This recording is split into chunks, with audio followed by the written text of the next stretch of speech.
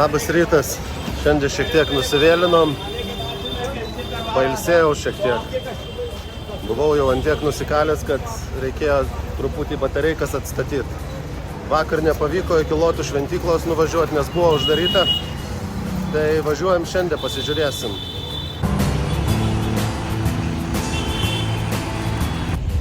Nu ką, iššokom vėl į Uberiuką. Patikimiausias ir geriausias variantas. Rekomenduočiau. Nereikia šitų gatvinių, pasiėmė Uberį, žinai kainą, žinai kur važiuosi, atvažiavai, susimoki be kalbų, be derybų. Nuostabu, kad Indijoje yra Uberis.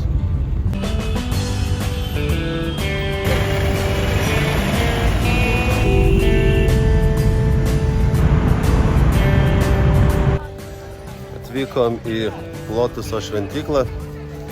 Tai yra Bahajų garbinimo namai. Šventykla pastatyta 1986 metais. Viena iš lankomiausių Delio objektų. Kaip matote, žmonių pilna. Aplinka sutvarkyta, viskas gražu, palmės, šiukšlių nėra, takeliai. Viskas idealu. Ne kaip viso Indijoje. Man kažkaip pakeista, kodėl jie žmonės negali normaliuose savo gyvenimo sąlygose susitvarkyti taip, kaip jie lankomose vietose susitvarko.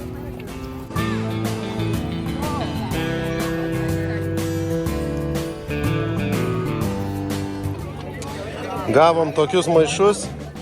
Čia reiks susidėti avalynę, kad patektum į vidų, kaip visose šventyklose. Ir keliausim pasižiūrėti vidaus. Sistema tokia. Batus priduodi į langelį, gauni žetoną ir eini žiūrėti šventyklos. Šitos Lotuso šventyklos architektūra man primena kažkuo tai Sidnėjaus operos ir baleto teatrą, nors Sidnėjų nesu gyvenime buvęs, bet iš nuotraukų ir video turi kažkokių tai panašumų. Buvom šventykloje, viduje filmuoti negalima, bet porą kadrų padariau netyčia. Nežinau, man ta šiuolaikinė architektūra, jinai aišku įdomi, bet man labiau patinka ta senesnė, nes čia tokia 86 metais statyta, tai dar tokiu naujumu dvelkia. Va, einu pasimsiu savo avalynę, kol praėjau čia atstumą gal 100 metrų, tai kokių 10 nuotraukų žmonės prašo pasidaryti. Tai jaučiuosi čia kaip Bradas Pittas atvažiavęs iš Hollywoodo.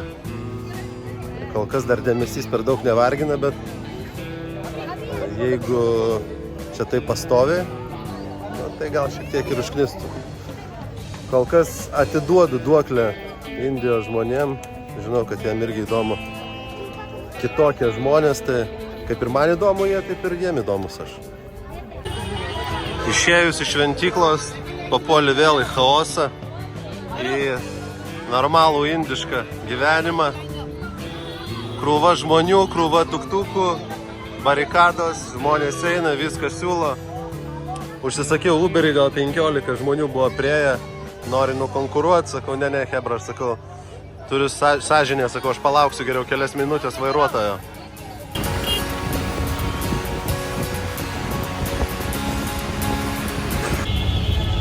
Na, Indijoje tokie dalykai irgi vyksta. Pastoviai ateina su vaikais ir prašo pinigų.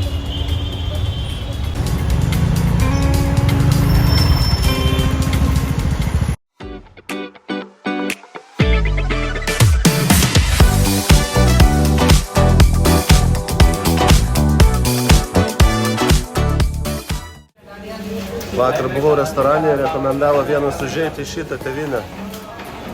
Patiekalą paragauti čiolę batulę. Tai žiūrėsim, ką čia man duos.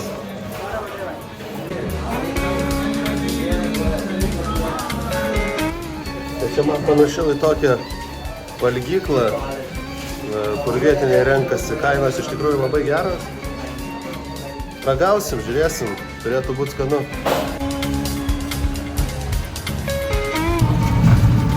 Pavalgėm skaniai, rekomendacija pasitvirtino, buvo skanu. Tokia valgykla iš tikrųjų gan padori. Nėra, kad būtų kažkokia tai aukšta klasė, bet švaru, tvarkinga, skanu, nebrangu. Dabar važiuojam link Raudonojo forto į Red Fortą, nes pirmadienį buvo uždarytas.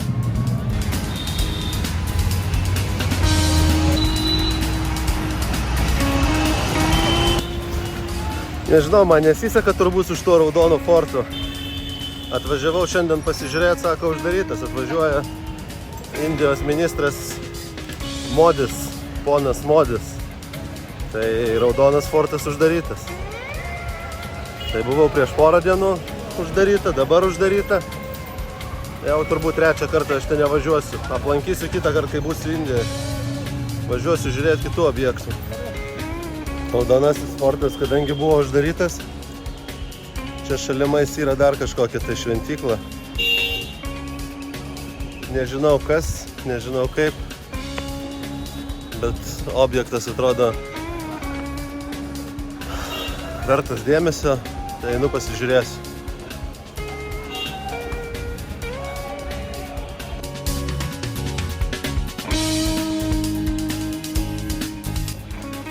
Šita mečetė yra viena iš didžiausių naujajame Delyje. Jinai pastatyta 1656 metais, baigta statyti, o pradėta 1644.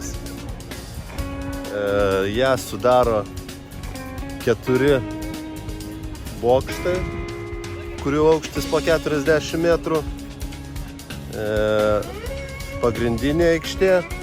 Šito aikštėje yra talpinama apie 25-30 tūkstančių žmonių.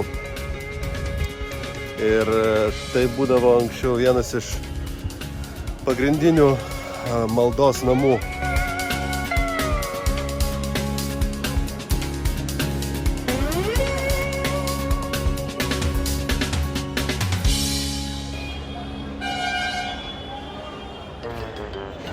Va čia yra kontrastas šitos šalies. Pažiūrėkit už manęs. Ramybė, tvarka, bet užtenka tik tai apsisukti.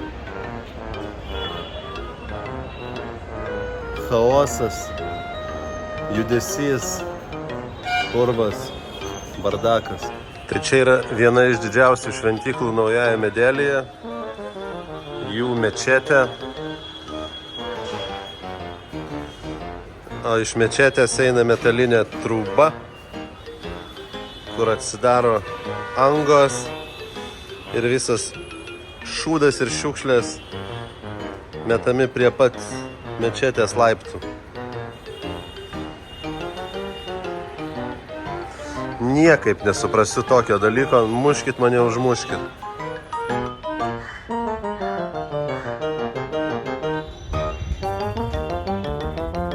Tai nuo šitos mečetės atėjus iš kai kurių vietų matosi Raudonasis fortas.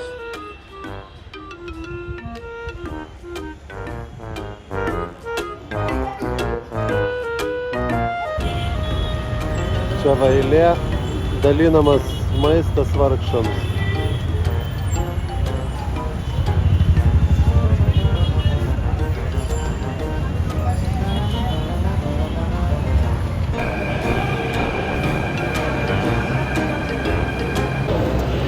Tai dabar važiuosim iki kito objekto, Akshardam šventyklos. Pasižiūrėjau, kad ten turi būti įspūdingo grožio šventykla. Jinai pastatyta 2005 metais, yra gan nauja, bet tai yra vienas iš gražiausių modernaus architektūros paminklų ir hindų šventyklų Delyje.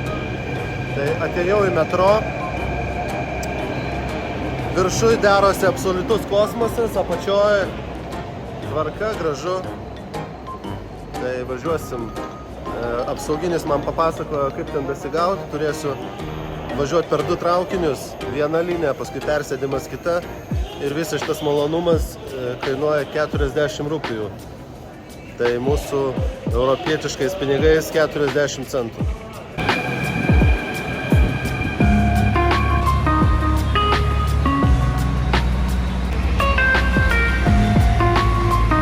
Iš metro dabar išlipau į Akskardam šventyklą. Jinai ten yra už manęs.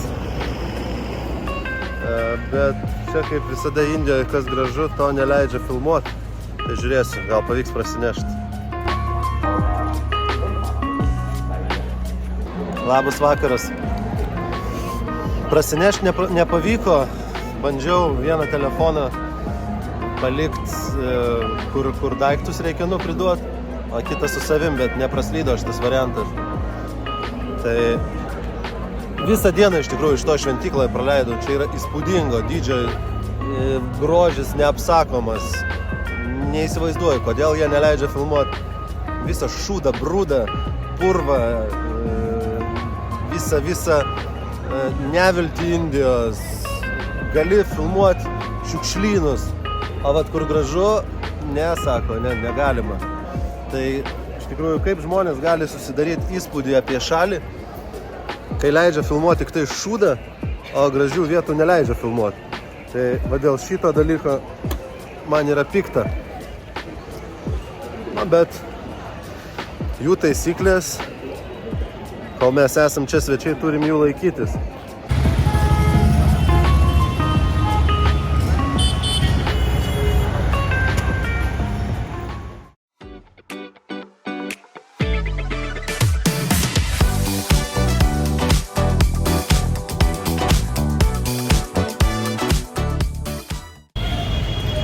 Good morning, my friends. Labas rytas.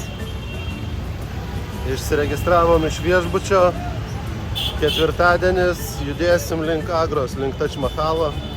Tai dabar einam kažkur papusryčiausim ir tada šausim į traukinių stotį. Tai šiandien tokia kelionių diena. Bandysim keliauti į kitą miestą. Traukinių stotį tai neturiu jokios patirties, bandžiau užsibukinti bilietus internetu, nesigavo. Tai teks pirkti vietoje. Aišku, ten tai traukinių stotis didumo, ten tų peronų ir takų labai daug, bet bandysim nepasiklyst. Žiūrėsim, kas gausis. Iki. Delhi to Agra. One is 11 o'clock, 11:25. Hello. That's why this is India. This is happening all the time. No, don't worry. All the time accidents. I'm not get used to that, so it's interesting for me. Which country from? I'm from Lithuania, Europe. Lithuania. Nice to meet you. Thank you. How do you like India? Oh, it's different, it's different. Which kind It's of different? a lot of noise, a lot of people, very noisy. So, but I like it. So what are you doing today? I'm searching for the trains to Varanasi or Jaipur. You go over there. Yes. Then a first floor railway office here, train office here. In Yes. the first floor, corner reservation office. You go to the first floor, you buy show the passport and you send to me. Thank you. Now I have a look here. Thank you. Take it easy. A čia vyksta tokie dalykai.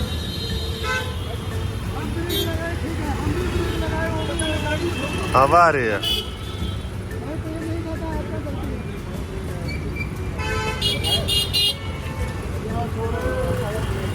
Nu, gal netrukdom žmonėm.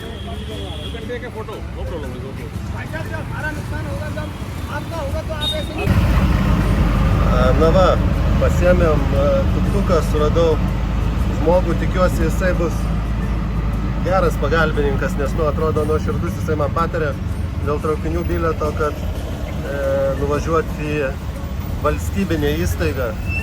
Ten dar pasakai, kad esi studentas, tai gauni 20% nuolaidą, nes šiaip man, kur buvau dabar, tai siūlė beveik už 300 eurų. Tai čia pagal Indijos kainas tikras apiplėšimas.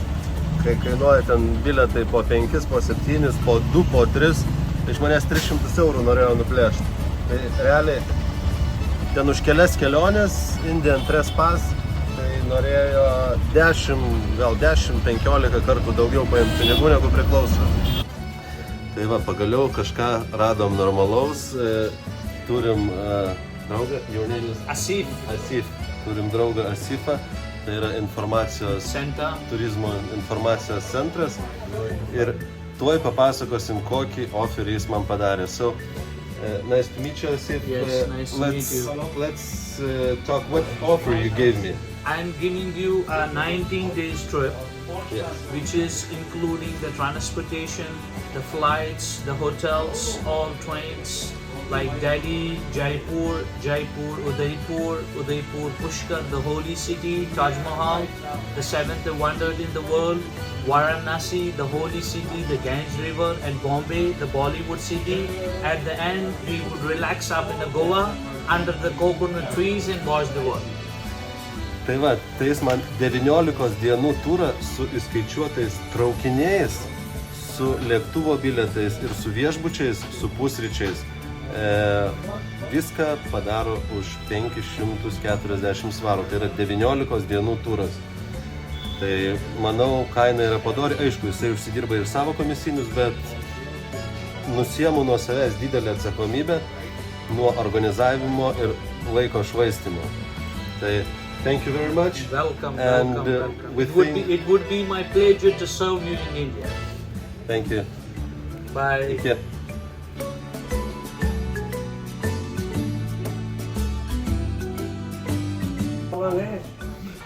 Baigiam vykdyti sandorį. Tai viso gavosi 550 svarų. 19 dienų. Visi viešbučiai su pusryčiais, traukiniai, lėktuvas ir iki pat Goa turėsiu palydą, klausimai jau kažkokie iškyla. Manau gerai. Gavom lėktuvo bilietus 20 dieną iš Varanasio į Mumbajų ir čia viešbučiai, kuriuose apsistosiu. Visur one single room for 2 nights with breakfast. Visur single room, nebus niekur, kad miegosiu bendrabučiuose kažkokiuose. Tai va, dabar lauksiu dar traukinio bilietų. Tai va, čia tokia politika. Viskas vienoje vietoje, aiškiai, paprastai.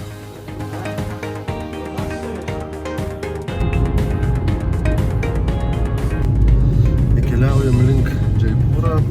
Susipažinom su vyru ir žmona iš Uzbekistano porą. Jie keliauja tuo pačiu maršrutu. Tai jie naujokai Indijoje, kaip ir aš.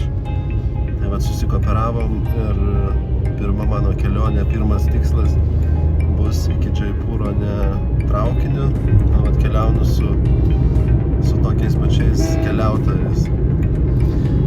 Tai pirmi įspūdžiai važiuojant link Jaipūro, tai autostradoje tai vyksta tas pats kosmosas kaip ir mieste. Visi pypsina, visi signalina, taisyklės yra tik jiem vieniems suprantamos. Važiuoti mums yra kažkur apie 250 km. Tai šitą atstumą, sakė vairuotojas, mes nuvyksim maždaug per 5-6 valandas. Aišku, dar sustosim kažkur tai pavalgyti. Tai vakare būsiu Jaipūre ir nuo ten kelionė tęsis toliau. Tai autostradoje artėjom prie mokesčio kelių. Čia tokia sistema kaip ir UK. Tik čia šiek tiek veiksmas didesnis. Sustoję buvom pakelės kavinukė. Pavalgėm, sumokėjom 6 svarus 3 asmenim. Judam toliau link Jaipūro. Prisistatė pas mane draugelis. Čia Indijoje šunys pastoviai, pilna šitų šunų, bet Jie geri, nepuola, jie paprasčiausiai vaikštinėja. Dėmesio nori.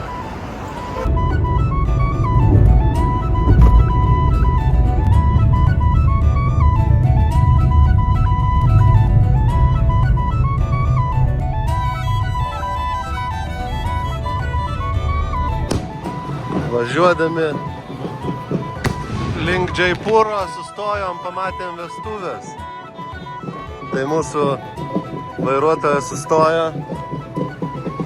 Sako, pasižiūrėsim.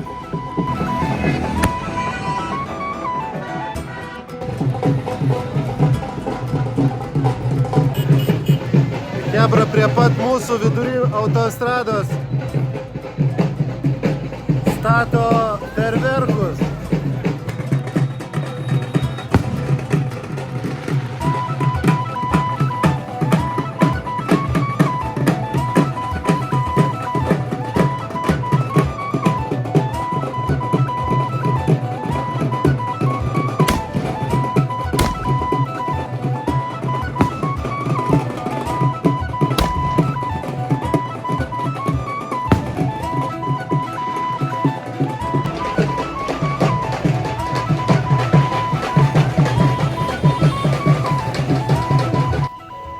Tai atvykau į viešbutį, palyginus prieš tai, kur buvau, tai čia yra aukso rūmai.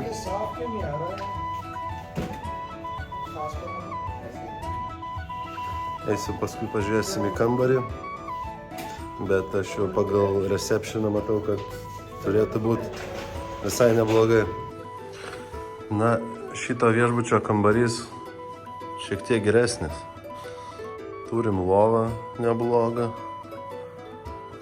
kvepia skaniai, čia dar viena vaikiška. Aišku, baldai ne pirmos jaunystės, patalynė irgi tokie liktai švaru. Baldai tokie prie antikvarinių labiau. Aukštos lubos.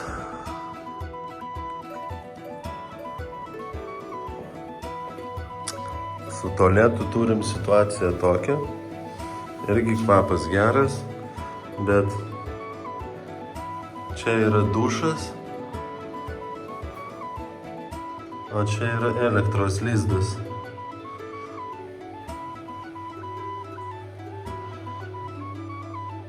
Nu, va taip, kažkaip tai reikia praustis.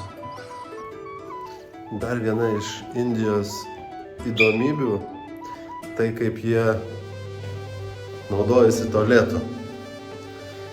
Tai va, įsivaizduokit mus, europiečius, atsisėdė ant tualeto, padarai savo reikalą, nu ir ką. Pasiemi tualetinio popieriaus ir susitvarkai. Pas indus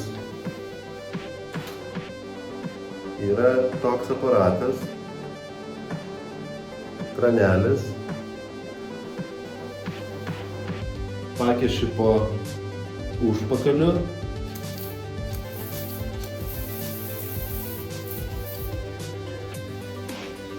ir volia, švaru, tvarkinga. Ir tualetinį popierių nenaudoja. Na ką, lova patogi, didelė. Manau, šiandien gerai išsimiegosiu, o dabar kimbam prie montavimo darbelių. Ir pasimatysim rytoj. Žiūrėsim, rytoj turėtų būti įdomi diena. Su draugais iš Uzbekistano keliausim į fortus, gal pas dramblius, žiūrėsim. Bus nuotykis. Iki.